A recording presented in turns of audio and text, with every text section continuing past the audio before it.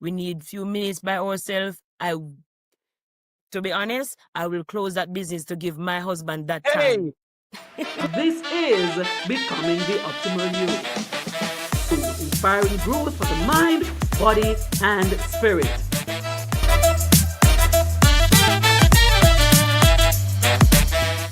Welcome inside Becoming the Optimal You podcast. I'm your life coach and host, Minister Renae. I'm an author, minister of religion, and I'm here to share with you. Now listen, it's all about heroes for the month of October. And inside Becoming the Optimal You, we have real conversations, testimonies, and stories that inspire growth of the mind, the body, and the spirit. This conversation that we'll be having today, it's no different. We're going to be having a wonderful time as we speak to a young professional, and we want to know who their hero is.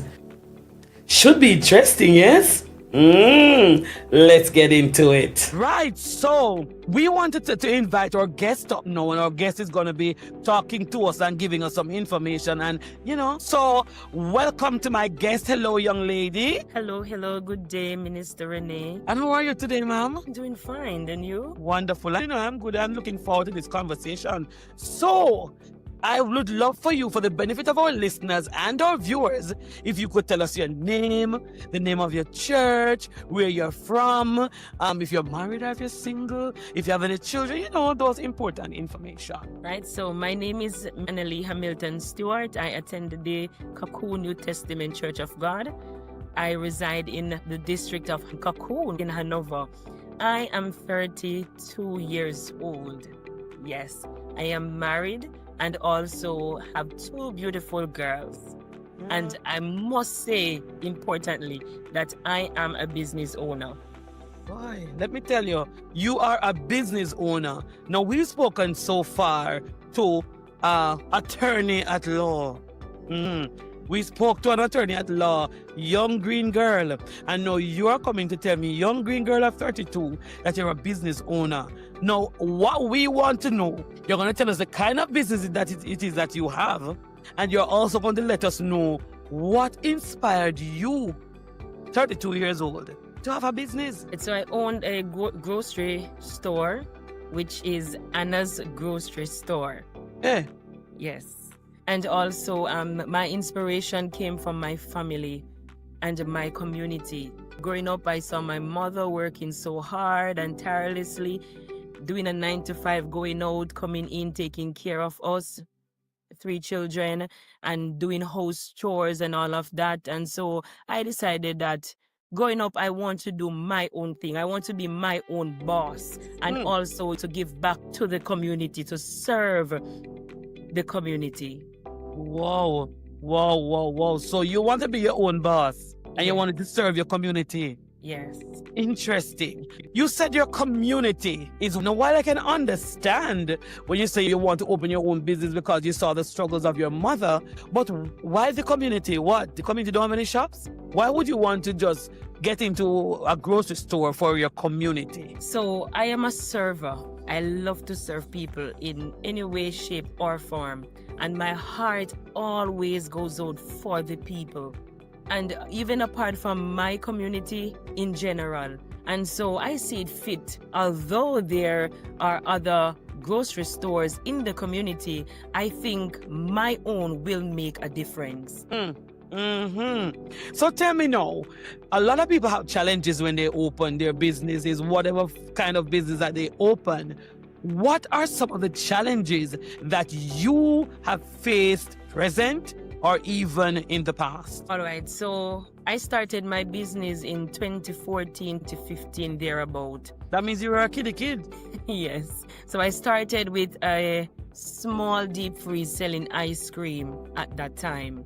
And then after generating funds, I started to get new products in my business, different goods and, different things to cater for the need or to reach the need of the community. And from there, I transitioned into the grocery store. I must say it wasn't a 1, 2, 3. It wasn't an ABC, but challenges here and there. Sometimes things fall way down, sometimes things in between, and so I try my best to manage as I go along. Sometimes doing other stuff along with the business, focusing on other things. Sometimes the business kind of drop a little bit low, so that challenge sometimes step in. But as I said before, I try my best how to manage, get back up, and try to push along. So even with the challenges, you still try to maneuver your way. Yes. What's the most rewarding thing so far that you've experienced in this business? So the most rewarding part is seeing people in the community, in my community, happy with the service and the products I offer. For example, when I started carrying new goods, new items, new products in the business, customers were thrilled to support the business. And also it's fulfilling to know the store makes a difference, as I said before, in the lives of the people. So you're trying to say to me that it's not just the money, because the money was nice. Yes, it is. The money is nice, it's sweet, but my heart goes out more for the people, for the community. So for you, it's more of serving. Yes. So the money will come because you're giving a service. Yes. But you feel fulfilled just serving the people. Yes. And once you're serving the way you're supposed to serve, the money will come. Nice. That is a word to people. Yes. Once you are serving the way you should serve, the money will go. Because a lot of times Christian business is not good enough. A lot of times Christian, the service is so poor. Yes. The service, and it's Christians, I'm talking the truth, don't shoot me. But a lot of times the service is not good, and you're saying your service is good. Yes. Not like your confidence, man. Everybody should go to Anna's grocery store, okay? Over there in Cancun. Right. Go to Anna's, and if you know anybody in your family that lives in Cancun and surrounding areas, go to Anna's grocery store. Let us continue our conversation. Yes. But you said you have challenges. You said different things have come your way. You're also a minister of religion. How do you stay motivated to keep going, even when the stocks go low? So I stay motivated by thinking about the people I serve and the impact that Anna's grocery store has on them. I also try new products at times, new goods at times, and my family as well is also a source of motivation to me. So when you feel, give your husband say, not in John shop. If I Go again. Wonderful. It's good to have good support. To have good support. You are a minister of religion, and you talk about your love for service. What role does your faith play in you as a businesswoman, a young businesswoman? So my faith influences how I run the business significantly. And I believe in treating people with kindness and respect, because that is very, very important. Also, to be honest with your customer and giving back to the community, as I always say. So my values guide my decisions to ensure they align with what's best for the business and also for the community.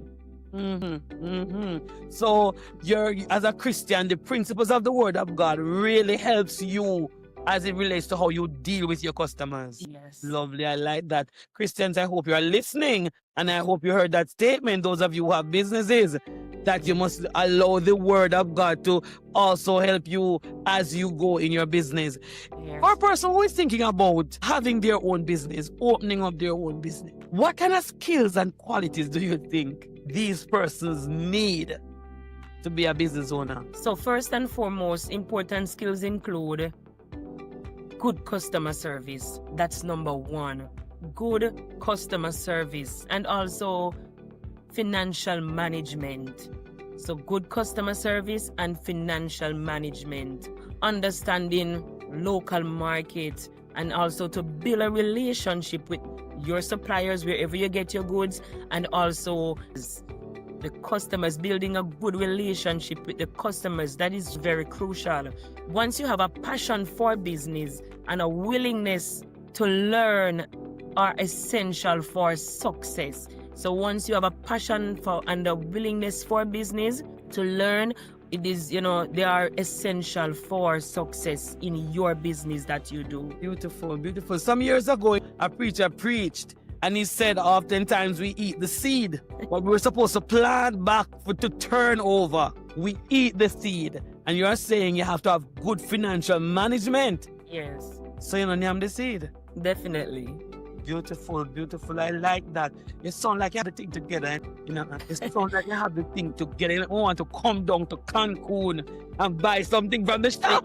It's cocoon. You will get good customer service. And if you would allow me, Minister Renae, this is something that I pay keen attention to while serving. I stated before that honesty is very important in your business. And I am a person like this. Okay, then if you may come to the store, you ensure that the change that you're supposed to get, that's the correct change. And that's very important. And also, I always pay keen attention to especially the products that will weigh out on that scale. Because what I understand in business is that if you short a person, you too, your blessing will short. So if you short a customer 5 ounce, 2 ounce, you may be saying to yourself that, okay, then, that's nothing. It's small. And next time I will put it on when you come again. Yeah. But it's very important. If you short your customer in any way, shape, or form, you are shorting your blessing. So tell me something, Sister Anna, Minister Anna, Reverend Anna. Yes. Could you go to some business place and you see on the place it tape up and say, Mr. Trust dead? Do you have that on your business place too? No, I don't. So you say the people in the community can come and trust a thing when things are hard? Minister Renae, I wrestled with that for some time. And I used to say, okay, then, I don't want to do this, because really and truly, sometimes people will come to your store, take your stuff, and they will tell you that, okay, I will see you tomorrow. I will take the money tomorrow. And you don't see them. Or I never come. Right.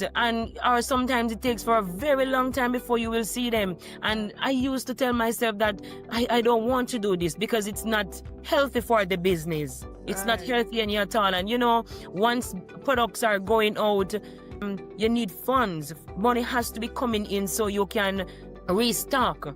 You can get more goods and products into your business. And if there's no money, there will be no goods. There will be no products. And so you have to be very lenient on that. Right. And then I sat down and I said that if I am a server and I really and truly want to serve the people in my community, I don't want to say this will happen or have to happen, but if I'm going to really reach the need of people, I think that this have to interject a little bit sometimes. Yes. Because I am reaching the need. And it's not all the time. People will have the funds and just think about them. They have to go home. They have to bring something to their family to take care of their children. And if I am rejecting them where the products are concerned by not giving them because they don't have the funds or the money to pay for it right now, right there, I don't want to say sabotage, but I am not helping. Yes. I am not reaching the needs. But that's a little grace. Right.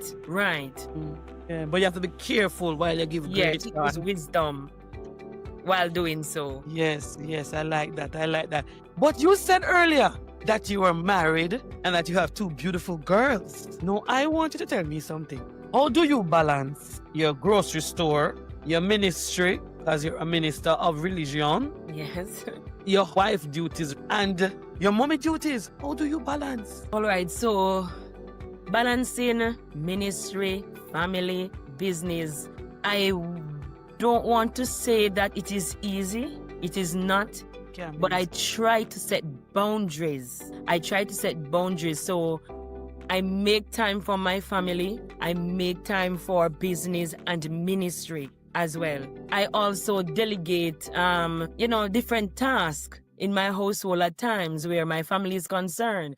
So if I am doing something at this time and business steps in, I have to say, okay, then, and so you take care of this while I take care of my customer. So, delegating different tasks is important, as well as setting boundaries. As I said before, when it is time for family, it is family time. And Minister Renae, I want to say that if I am here and my husband is not going to work and he said, okay, honey, we need few minutes by ourselves, to be honest, I will close that business to give my husband that time.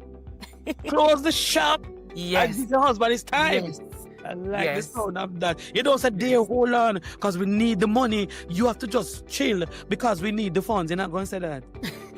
We need the money, yes, but at the same time, my husband need is very important than that money. You hear, Yes. people? Our husband need is more important than the money. So some of you were telling your husband that he must wait in line. Listen to the pastor. We keep saying pastor, it's prophecy. You listen to the minister of religion and the shop owner. Okay. I like that. So and I like the word you use. You say you make time. Time, yes. So it's not like the time just appear. You intentionally put in the effort to make the time. Yes. At 32 years old, running a shop and being a minister and being a wife and a mother. Yes, everything in one. So you juggle well, man.